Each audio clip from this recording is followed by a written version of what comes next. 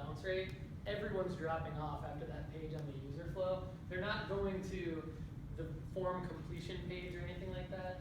We determined that that was not working, kind of presented like a new design as to how we would fix that. So the user flow thing is a really good next practical exercise. And this was a company out of New York that has multiple, they have like 200 locations. And they said, all right, we don't know what's going on with our Google AdWords. Like we need somebody to check in Google AdWords. So we didn't even go to Google AdWords. First we went to Google Analytics and we said, all right, let's look at how users are using your website, and that's going to be some kind of indicator as to what we could do to maybe drive more business your way. And then from there, we can craft an AdWords strategy around driving that business. So user flow is going to show you all the different ways that users enter into your site and then what they do next.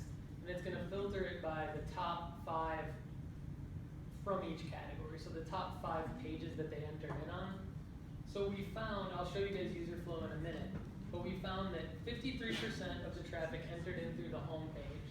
And we can kind of tell the story. Then 41% of that traffic immediately went to search. They had the search function on their website. They were searching for a location that was closest to what they wanted to do. This is for a parking company. So they were searching for a place to park in Manhattan, basically.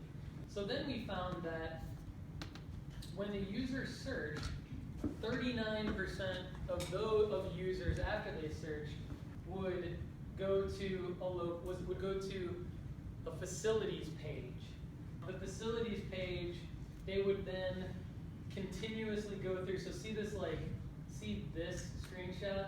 It's basically like people continuously searching and searching and searching and searching on their website for parking garages.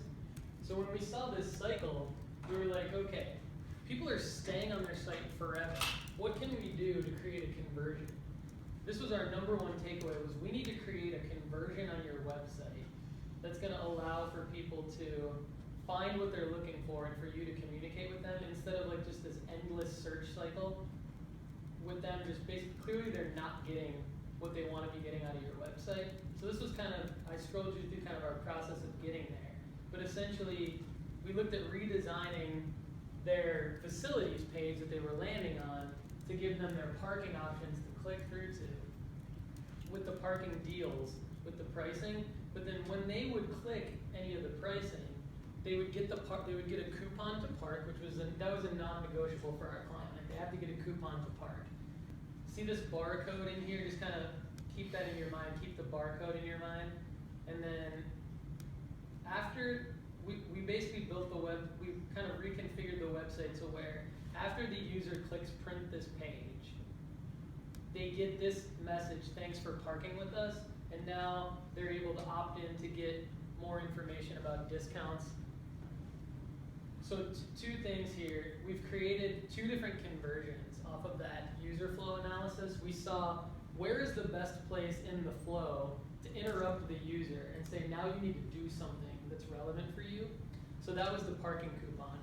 Then after the parking coupon, so that's one conversion with the barcode that I'll get to in a second. The second conversion was after that, putting up this form. Now if you want to, you can give us your information. This opted them into an email list, so that was another conversion. So what was cool about the barcode, and this is kind of where this comes in here. So user would take their parking coupon, eventually, this was actually a few years ago, eventually then it became digital to where they now have barcode scanners that can scan the mobile phones, but they didn't, that's why they needed users to print the coupon.